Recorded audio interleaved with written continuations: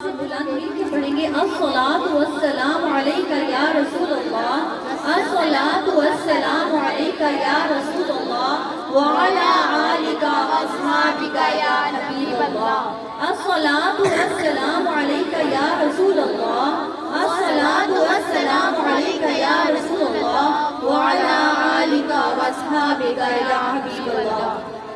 आज हमारी महफिल में सरकार की आमद हो जाए तो महफिल बारगाह खुदावंदी में मकबूल हो जाए। सुभान अल्लाह, सुभान अल्लाह। हम सब की तमन्ना और आरज़ू यही है कि अल्लाह ताला हमारी महफिल को अपने बारगाह मुक़द्दस में कबूल मंजूर फरमाए। आमीन। तमाम बहनें हुज़ूर को दिल में बसा कर बैठे और हुज़ूर से अर्ज़ करें, या रसूलल्लाह उन्ज़ुर हालना, या रसूलल्लाह उन्ज़ुर हालना, या रसूलल्लाह उन्ज़ुर हालना।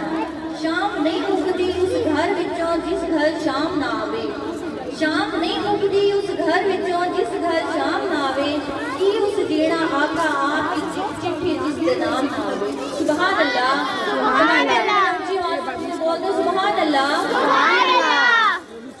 अल्लाहुम्मा सल्ली अला सय्यदिना व मौलाना